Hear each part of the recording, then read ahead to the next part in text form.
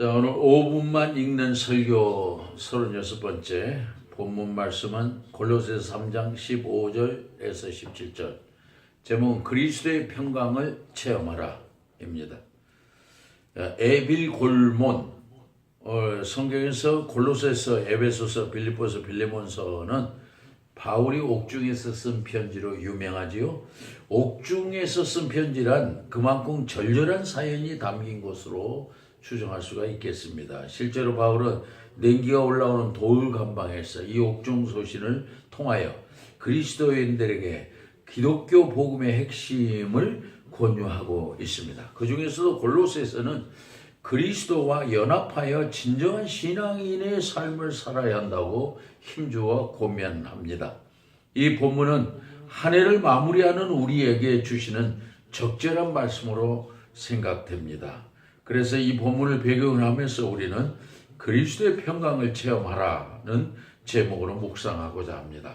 그리스도의 평강을 체험하라. 무슨 뜻입니까? 먼저는 감사를 깨달아야 한다는 뜻입니다.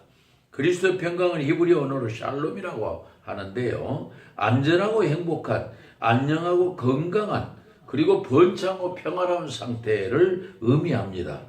그러니까 평강은 안전하고 건강하며 그리고 행복한 상태라는 것입니다. 특히 그리스도의 평강은 세상이 주는 것과 같지 아니하다고 했는데요. 그리스도의 평강은 세상 것과는 다르게 조건과 여건에 휘둘리지 않고 좌우되지 않으면서 계속적으로 평안하다는 것입니다.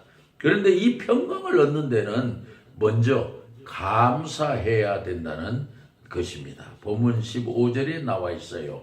그리스도의 평강이 너희 마음을 주장하게 하라. 평강을 위하여 너희가 한 몸으로 부르심을 받았나니 또한 너희는 감사하는 자가 되라고 말씀합니다. 그리스도의 평강을 체험하라고 하면서 또한 너희는 감사하는 자가 되라고 했는데 여기서 말씀의 연결성이 있습니다. 왜요? 그리스도의 평강은 감사를 전제로 하고 있음을 발견하게 되기 때문입니다. 이 평강은 감사할 때 가능하다는 것이기에 감사는 그리스도의 평강을 불러들이는, 받아들이는 마음의 통로로 볼 수 있습니다. 감사할 때 그리스도의 평강이 임하기 때문입니다. 그러면 그리스도의 평강은 감사하는 사람이 경험하게 된다는 뜻이기도 합니다. 동일한 은혜를 입고 있어도 감사하는 사람이 있는가 하면 감사를 하지 않거나 감사를 전혀 모르는 사람도 있습니다. 지금의 생활을 그대로 감사하는 사람이 있고 그대로 불평하는 사람도 있습니다. 그런데 놀라운 사실은 이 둘의 결과가 극과 극을 이루게 됩니다. 왜요? 감사하는 사람은 자신의 삶을 천국으로 만들지만 감사하지 않고 불평하는 사람은 자신의 삶을 지옥으로 만들기 때문입니다. 이것은 아마도 우리가 감사의 위력이라고 보아야 합니다. 감사하면 불평이 사라지고 만족하게 되면 천국이 되지만 불평하면 좋았던 것도 못마땅하게 되어 지옥으로 변하기 때문입니다. 이는 다른 것이 아닙니다. 그리스도의 평강은 감사를 깨닫는 사람에게 임한다는 교훈입니다. 그 다음으로 그리스도의 평강을 체험하라. 무슨 뜻입니까? 감사를 배워야 한다는 뜻입니다. 신기하게도 오늘 본문의 세 구절은 모두 감사와 연결되어 있어요. 그래서 이것은 감사의 중요성을 일깨우고 있다고 볼 수 있는데요. 16절에 보면 그리스도의 말씀이 너희 속에 풍성히 거하여 모든 지혜로 비차 가르치며 권면하고 시와 찬송과 신령한 노래를 부르며 감사하는 마음으로 하나님을 찬양하고를 언급합니다. 하나님의 말씀을 서로 가르치며 그 말씀의 힘으로 하나님을 찬양하되 감사하는 마음으로 하라는 것입니다. 이것은 감사하는 마음이 아니면 하나님의 말씀을 배우고 가르치는 것도 그리고 신령한 찬송을 부르는 것도 가능하지 않다는 것입니다. 다르게 말하면 감사하는 사람이 하나님의 말씀을 배우며 찬송할 수 있다는 것입니다. 여기서 중심은 물론 감사하는 마음이지요. 감사하는 마음에서 모든 것이 가능해지기 때문입니다. 그러면 우리가 감사를 어떻게 배울 수 있을까요? 감사를 배우려면 우선 자세를 낮추어야 합니다.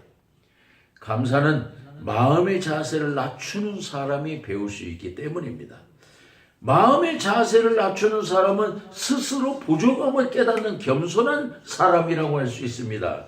이처럼 자세를 낮추는 겸손한 사람은 언제나 무엇인가 배우려고 노력합니다. 자세를 낮추고 배우려는 사람은 이미 그 마음에 감사하고 있기 때문입니다. 그러나 교만한 사람은 배우려고 하지 않습니다. 실제로 교만한 사람은 마음의 문을 닫아버리기지만 겸손한 사람은 언제나 마음의 문을 활짝 열고 배우려고 하는 마음이 있습니다. 언제나 배우려는 마음으로 자세를 낮추는 사람이야말로 감사를 배우는 사람인데요. 이것은 감사를 배우는 사람이 바로 그리스도의 평강을 경험하게 되는, 체험하게 된다는 교훈입니다. 마지막에 그리스도의 평강을 체험하라. 무슨 뜻입니까? 감사로 마무리하라는 뜻입니다. 17절에 또 무엇을 하든지 말이나 일이나 다 예수의 이름으로 하고 그를 힘입어 하나님 아버지께 감사하라고 말씀하고 있습니다. 우리가 모든 일을 할 때 주님의 이름으로 하면서 하나님 아버지께 감사하라는 것입니다. 이것은 모든 것을 믿음 안에서 감사로 마무리하라는 태도를 가르치고 있습니다. 내일 모레면 금년이 역사 속으로 사라집니다. 엊그제 시작했던 금년도 벌써 2018년 1학년의 한 해가 이제 역사 속으로 사라지는 것입니다.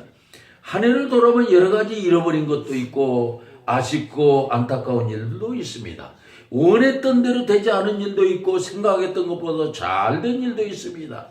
그런가 하면 조금만 조심하고 잘했더라면 잃지 않아도 되었을 것이라는 후회도 있습니다. 사랑하던 관계가 미움으로 변한 경우도 있고 미웠던 관계가 사랑하는 관계로 된 경우도 있습니다. 그러나 이 모든 것 이외에 감사로 마무리하려는 마음이 중요합니다. 왜요? 감사하면 모든 것이 고마움의 대상으로 변하기 때문입니다. 무엇보다 여기까지 무사히 달려오게 하신 나의 건강을 감사하고 사랑하는 가족이 있음을 감사하고 그리고 내가 여전히 할 일이 있음을 감사해야 되는 것입니다. 그러면 이렇게 감사하는 마음에 그리스도의 평강이 임할 것입니다. 이 말씀을 묵상하는 저와 여러분이 2018년도를 감사로 마무리함으로 그리스도의 평강을 체험하시는 복을 받으시기를 바랍니다. 기도하십시다. 주님, 우리는 감사를 깨닫는 사람들이 되게 하소서. 감사를 배우려는 겸손한 마음으로 살게 하소서. 그리고 우리 그리스도인들은 일마다 때마다 감사로 마무리하는 사람이 되게 하소서. 그리고 그 어떤 경우에도 감사하는 사람에게 평강의 복을 주시는 예수님의 이름으로 기도합니다. 아멘.